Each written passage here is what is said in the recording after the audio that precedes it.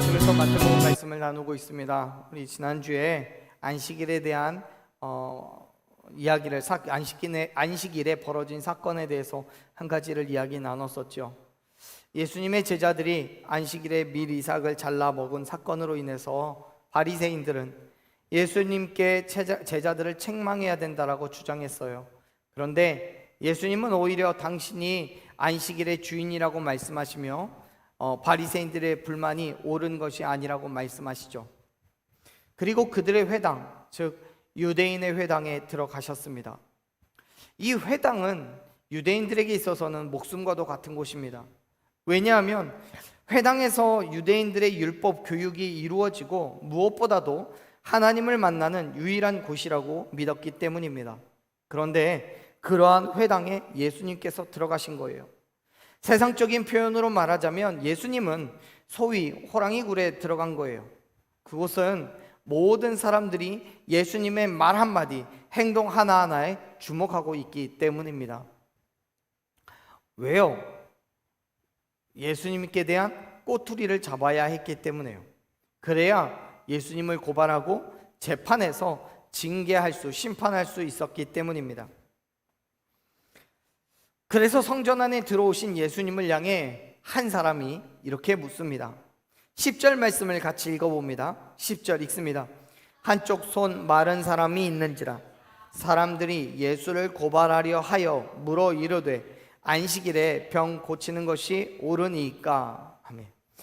여기에 손 마른 사람이라는 것은 제가 의학적으로는 지식이 없기 때문에 정확한 설명이 부족할 수는 있겠지만 대체로 혈액순환이 제대로 되지 않아 근육이 기능을 상실한 것을 의미합니다.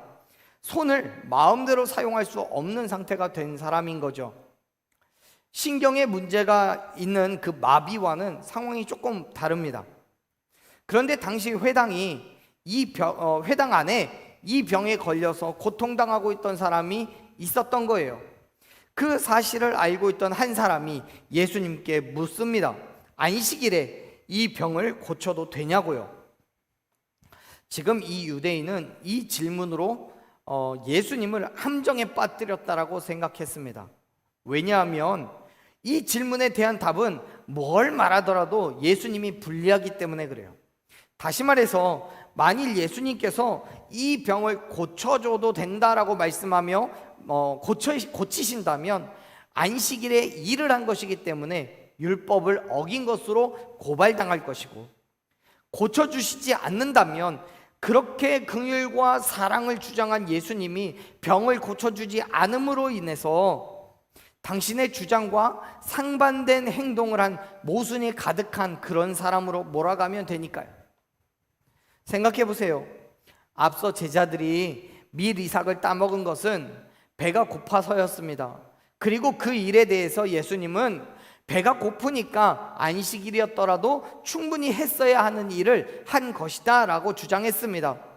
그런데 병에 걸려 불편함과 고통을 받는 이 사람에게는 안식일이니까 안식일이 지날 때까지 기다리라고 하는 것이 모순인 거예요. 그러한 유대인의 질문에 예수님께서는 당황하지 않고 이렇게 대답하십니다. 11절 12절 말씀 두 절 같이 읽습니다. 예수께서 이르시되 너희 중에 어떤 사람이 양 한 마리가 있어 안식일에 구멍에 빠졌으면 끌어내지 않겠느냐. 사람이 양보다 얼마나 더 귀하냐. 그러므로 안식일에 선을 행하는 것이 옳으니라 하시고. 아멘. 예수님께서는 양 한 마리 가진 사람에 대해서 말씀하십니다. 여기에서 이 사람은 많은 양들 가운데에 한 마리가 빠진 게 아니에요. 가진 양이 단 한 마리밖에 없는 매우 가난한 사람을 의미합니다. 그런데 그가 그렇게 귀하게 여기던 양이 구덩이에 빠졌어요. 그렇다면 그 양을 유대인들은 어떻게 하겠냐는 거예요. 당연히 구해내야 된다라고 하는 거죠. 한 마리밖에 없으니까요. 귀한 양이니까요. 즉 예수님은 아무리 가축이라 할지라도 한 마리밖에 없는 귀한 양인데 그 양이 구덩이에 빠졌다면 그 날이 안식일이건 아니건 상관없이 구해내는 게 맞는데 그 양보다 더 귀한 사람이 아프다면 그를 구하는 것이 당연한 것이 아니겠느냐라고 말씀하시는 거예요. 그리고 그 아픈 사람에게 이렇게 이야기하시죠. 13절 읽습니다. 이에 그 사람에게 이르시되 손을 내밀라 하시니 그가 내밀매 다른 손과 같이 회복되어 성하더라. 아멘. 사랑하는 여러분, 지금 예수님께서는 유대인들이 안식일과는 상관없이 귀하게 여기는 양의 생명보다 오히려 사람의 생명을 더욱더 귀하게 여기신다는 것을 가르쳐주고 계십니다. 그와 동시에 안식일은 사람을 위해서 있는 것이지 사람이 안식일을 위하여 있는 것이 아니라는 것을 분명하게 하시죠. 그렇습니다. 안식일은 그 자체로 사람을 얽매이게 하기 위해서 존재하는 것이 아닙니다. 하나님께서는 안식일에 진정한 쉼을 얻기를 원하셨습니다. 그 쉼이라는 것은 하나님과의 진정한 교제를 나누는 것입니다. 그 교제를 위해서 하나님이 말씀하시는 그 거룩함을 지녀야 되는 거예요. 왜냐하면 하나님은 거룩한 분이시기 때문입니다. 하나의 점까지도 악한 것을, 어두움을 가지고 계시지 않는 하나님이시기 때문에 사람 또한 하나님과 교제하기 위해서는 하나님의 거룩하심을 따라 우리 또한 거룩해져야 하나님과 온전한 교제를 맺을 수 있어요.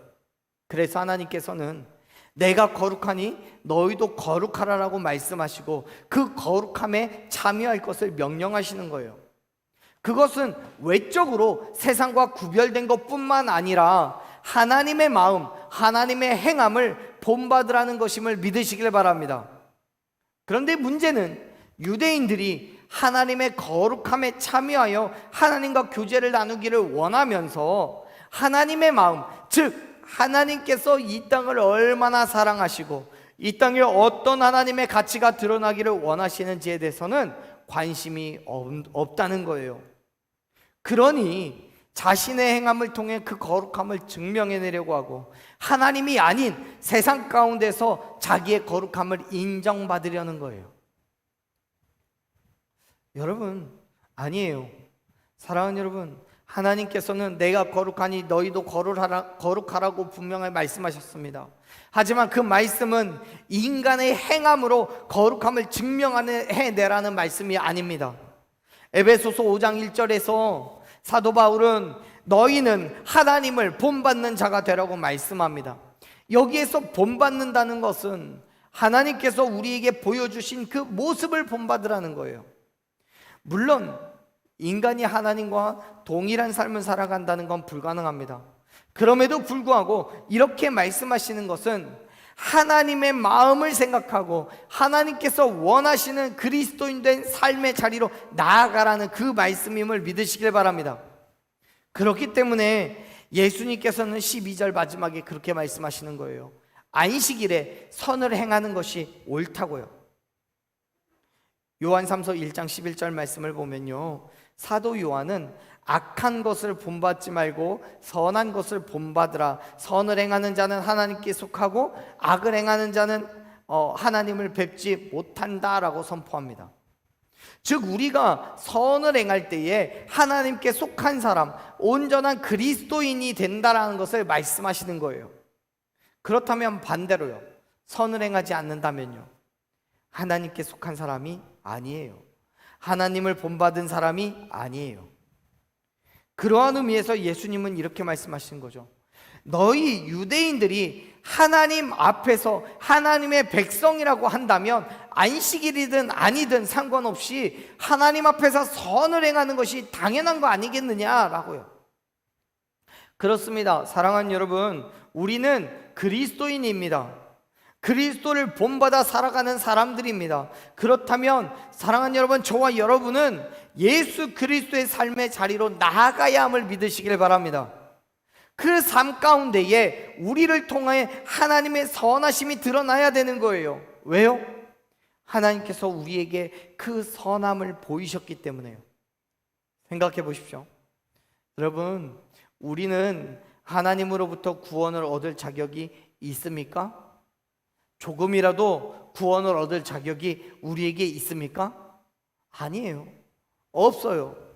아담과 하와가 하나님의 말씀에 불순종함으로써 이 땅에 죄가 들어왔고, 그 뒤로 우리는 스스로 하나님으로부터 멀어졌어요. 그리고 스스로 그 죄의 길에 서 있어요. 그렇게 범죄한 우리를 하나님은 구원하시기 위해서 엄청난 대가를 치르셨어요.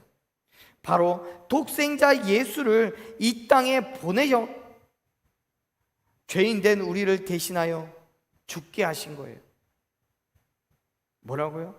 독생자 예수를 이 땅에 보내셔서 죄인된 나를 대신하여 죽게 하셨다고요.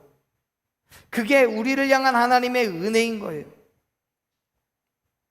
사랑하는 여러분, 저와 여러분은 하나님의 선하신 뜻대로 구원함을 선물로 받은 자들인 줄로 믿습니다. 그렇기 때문에 그 선함을 이 땅에 드러내야 될 사명이 우리에게 있는 거예요.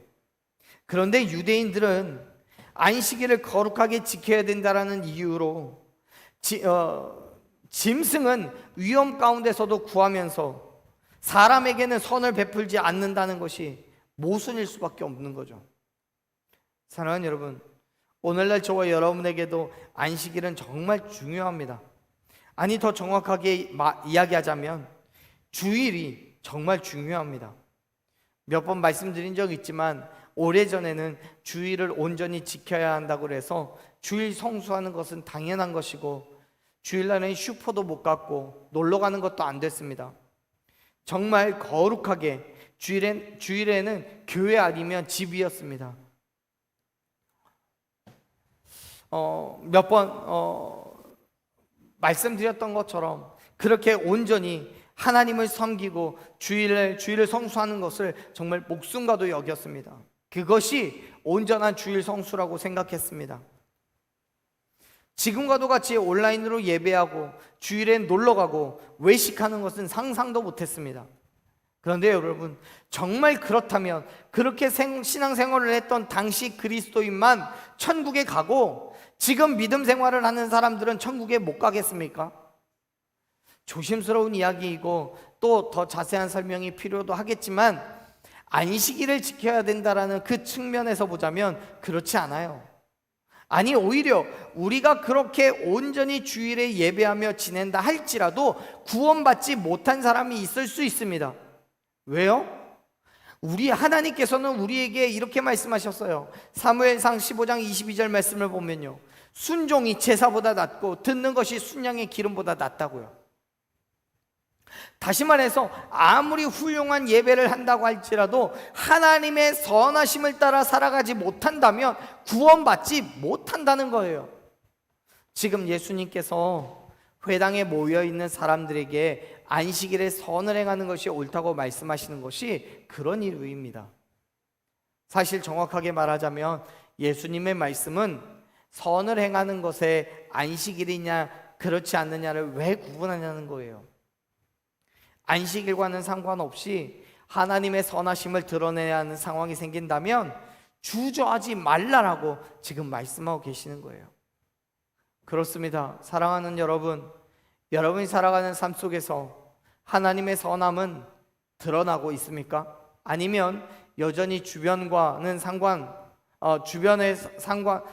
상황에 따라 내 믿음의 삶이 변하고 있습니까?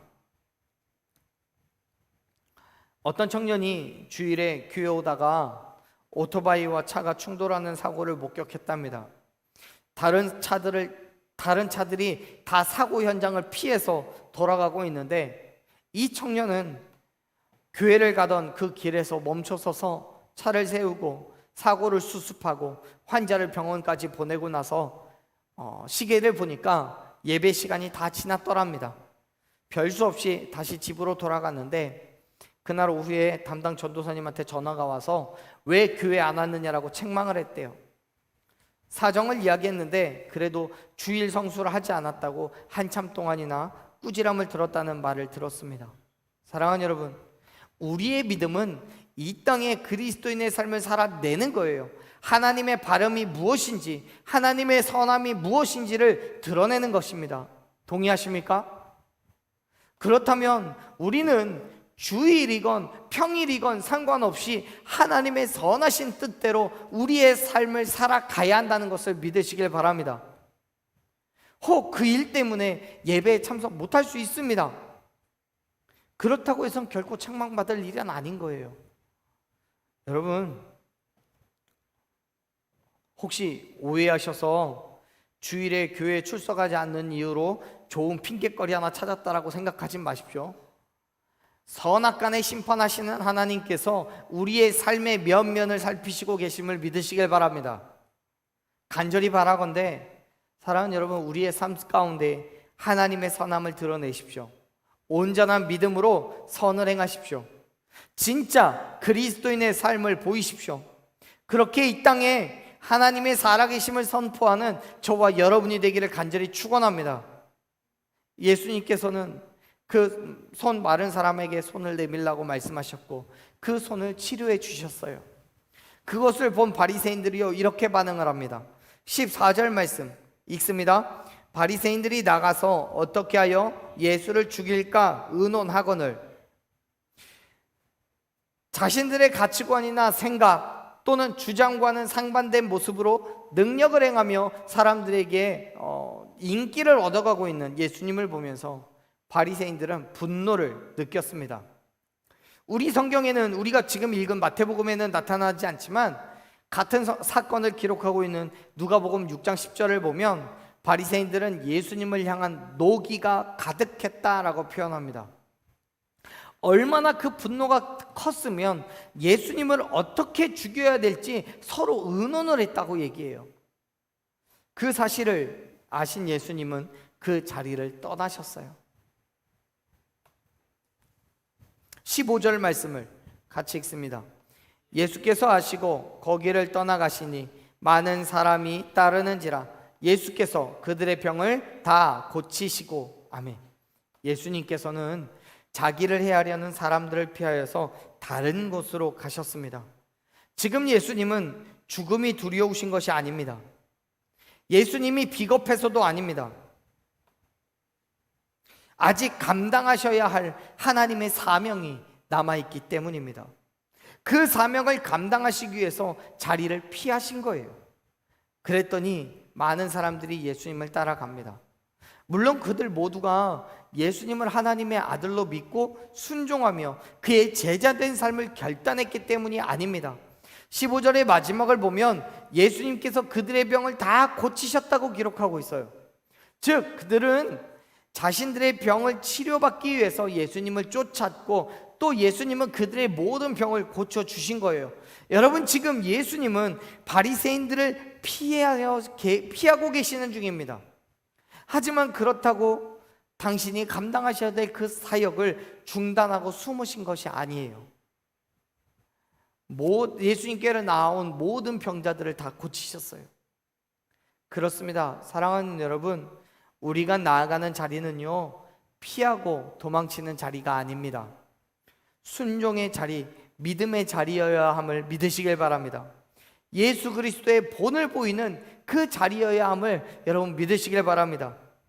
물론 여러 가지 상황 가운데서 나를 숨기거나 피해야 하는 순간들이 있을지도 모릅니다. 그럼에도 불구하고 믿으시길 바랍니다. 하나님께서 저와 여러분에게 말씀하시고 원하시는 것은 어떤 상황 가운데도 우리에게 맡겨진 그 사명을 감당해야 하는 것임을 믿으시길 바랍니다. 사랑하는 여러분, 예수님께서는 우리에게 위기를 피하라고 하셨지 사명을 포기하라고 말씀하시지 않았었어요. 사도 바울 또한 디모데후서 4장 2절에서 때를 얻든지 못 얻든지 항상 말씀을 전파하는 데 힘쓰라고 하셨지 때를 봐서라고 하시지 않았어요. 그렇기 때문에 사랑하는 여러분, 우리의 환경과 처지는 상관없이 예수 그리스도의 복음을 선포하십시오. 그 일을 위해서 때로는 우리의 시간과 노력을 투자하여 어떠한 일을 감당해야 될 수도 있지만 어떤 때는 멈춰야 할 때도 있습니다. 하지만 그 멈춤이 사역의 포기가 되어서는 안 돼요. 오히려 그 때를 통해 하나님의 뜻을 더욱더 알아가며 복음의 선포를 위한 그 필요를 채우는 시간이 되어야 함을 믿으시길 바랍니다. 때에 따라 필요한 방법으로 예수님의 복음을 선포하는 저와 여러분 되기를 간절히 축원합니다. 그런데 예수님은 조금 특이한 것을 모여든 사람들에게 주문하시죠. 16절의 말씀을 같이 읽어봅니다. 자기를 나타내지 말라 경고하셨으니. 아멘. 지금 예수님은 모인 사람들과 병을 치료받은 사람들에게 당신을 나타내지 말라고 말씀하십니다. 정말 이상한 일이죠. 왜냐하면 예수님을 알려야 예수 그리스도의 복음도 선포될 것이기 때문입니다. 그런데 왜 예수님은 자기를 알리지 말라고 말씀하셨을까요? 그것은 먼저 예수님께서는 겸손하시기 때문입니다. 다시 말해서 예수님께 치료함을 받은 사람들로부터 하나님께 부여받은 사명을 이루는데 방해를 받지 않으려는 목적이 있어요. 그와 동시에 예수님이 단순히 육적인 치료뿐만 아니라 육적인 치료자로서뿐만 아니라 기적을 행하는 특별한 사람으로서 뿐만 아니라 하나님의 아들로서 알려지기를 원하셨기 때문이에요. 당시에 많은 사람들은요, 예수님의 치료하시는 그 기적을 보면서 예수님을 단순한 치료자로 어떤 주술적인 행위를 통해서 병을 치료한다라는 그렇게 이해를 했습니다. 하지만 예수님께서는 철저하게 하나님의 영광을 드러내고 하나님의 나라를 선포해야만 하는 그 목적이 있으셨습니다. 그렇기 때문에 자기를 나타내지 말라고 경고하시는 거예요. 사랑하는 여러분, 하나님의 상급을 바라지 마십시오. 하늘의 면류관을 소망하십시오. 어느 날 TV에서 봤습니다. 어떤 교회가 재개발 지역에서 땅을 보상받고 나가는데 본래 보상 금액보다 수백 배나 많은 보상을 받게 되었다고요. 그렇게 되기까지 법도 필요 없는 막무가내식 알받기를 했기 때문이었습니다. 근데 교회의 입장에서 보자면 잘한 거겠죠. 그래서 자기네들끼리는 하나님께서 이 일을 이루셨다라고 말하기도 하고 세상이 교회에 졌다라고 말하기도 합니다. 그런데 여러분, 그건 절대로 잘한 게 아닙니다. 하나님께 받아야 될 상급을 이 땅에서 받은 것뿐입니다. 하나님께 영광이 되기는커녕 자기들의 공로를 자랑하고 있는 거예요. 많은 사람들에게 비난과 손가락질을 받아요. 그리고 교회를 욕하고 하나님을 욕합니다. 그럼 또 그렇게 이야기를 하겠죠. 하나님의 심판을 받는다고요. 사랑하는 여러분, 우리는 무슨 일을 하든지 하나님의 영광을 나타내야 합니다. 하나님께서 보실 때에 진짜 바른 그리스도인이 되어야 함을 믿으시길 바랍니다. 사도 바울은 뭐라고 이야기합니까? 고린도전서 10장 31절에서부터 33절까지 우리에게 이렇게 이야기합니다. 같이 한번 읽어볼까요? 읽습니다. 그런즉 너희가 먹든지 마시든지 무엇을 하든지 다 하나님의 영광을 위하여 하라. 유대인에게나 헬라인에게나 하나님의 교회에게나 거치는 자가 되지 말고 나와 같이 모든 일에 모든 사람을 기쁘게 하여 자신의 유익을 구하지 아니하고 많은 사람에게 유익을 구하여 그들로 구원을 받게 하라. 아멘. 왜 우리는 교회의 유익만을 구해야 합니까? 왜 나의 유익만을 구해야 합니까? 하나님께서는, 예수님께서는, 사도 바울은 우리에게 분명하게 이야기합니다. 유대인에게나 헬라인에게나 하나님의 교회에나 거치는 자가 되지 말라고요.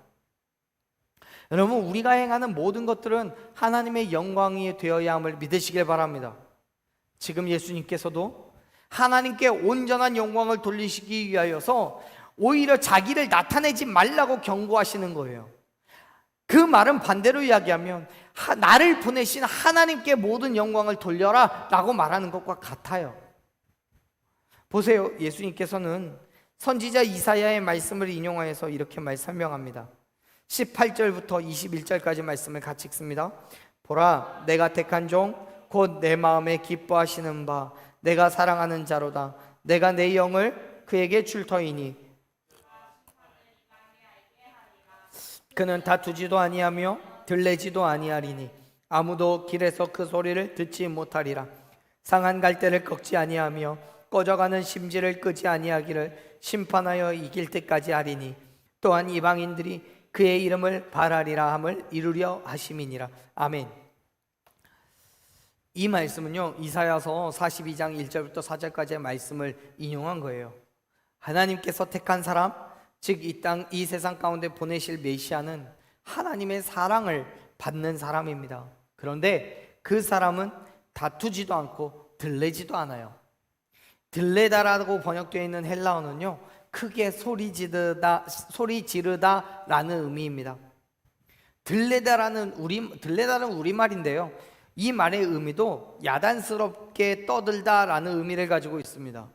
즉 많은 사람들이 하나님께서 선택한 이 사람을 보면서 야단을 떨지 않고 흥분하지 않는다는 거예요. 길에서 그의 소리를 들을 수가 없어요. 왜요? 흥분하지 않으니까요. 겸손하게 하나님께서 맡기신 사명을 감당한다는 거예요. 그렇습니다. 예수님께서는 당신의 의로움을 드러내시면서 다른 사람과 논쟁하지 않아요. 당신의 행동을 자랑하면서 가는 곳마다 인기를 구하지 않습니다. 예수님께서는 메시아로서의 사명을 완수하기 전에 사람들로부터 기적을 일으키는 사람, 병을 고치는 사람으로만 인식되어지기를 원하지 않으셨습니다. 그래서 사람들에게 자기를 드러내지 말라고 경고하시는 거예요. 그렇기 때문에 여러분, 그리스도인 된 삶을 살아가며 내가 아닌 예수 그리스도를 증거하십시오. 오직 하나님의 뜻을 드러내는 저와 여러분이 되기를 간절히 축원합니다. 사랑하는 여러분, 저와 여러분의 삶을 통하여서 예수 그리스도의 복음을 선포하십시오. 그 일을 행하는 데 있어서 안식일이건 그렇지 않건 구분할 이유가 없습니다. 우리는 1년 365일 하루 24시간 내내 그리스도인입니다. 시간을 정해놓고 날짜를 정해놓고 그때만 그리스도인이 아니에요. 언제나 매 순간순간 저와 여러분은 그리스도인임을 믿으시길 바랍니다. 아멘. 또한 그러한 그리스도인의 삶으로 나아가며 겸손하십시오. 내가 아닌 예수 그리스도, 하나님 아버지의 영광을 위한 삶을 결단하는 저와 여러분 되기를 간절히 소망합니다. 우리의 모습 하나하나가 하나님의 선함을 증거하는 그러한 삶이 되었으면 좋겠습니다. 비록 세상은 우리를 시험하고 실패와 좌절로 넘어지게 하려 하겠지만 그럼에도 불구하고 겸손함과 인내함으로 온전한 그리스도인 된 삶을 결단할 때 저와 여러분 가운데 역사하시는 하나님을 경험하게 될 줄로 믿습니다. 우리를 통하여서 이 땅에 하나님의 나라가 분명하게 세워지게 될 줄로 믿습니다. 그 믿음의 삶으로 세상 가운데 포기하지 않고 쓰러지지 않고 온전히 그리스도인 된 삶으로 결단하며 나아가는 저와 여러분이 되기를 간절히 축원합니다. 아멘. 우리 이 시간 함께 그러한 믿음을 결단하며 나아갔으면 좋겠습니다. 오늘 우리 가운데 행하실 하나님의 일들을 기대하십시오. 오늘 우리 가운데 역사하실 하나님을 소망하십시오. 성령 하나님의 놀라우신 일들을 바라보며 내 삶에 주관하신 하나님을 경험하는 매일매일이 되어기를 결단하는 그런 기도가 있었으면 좋겠습니다.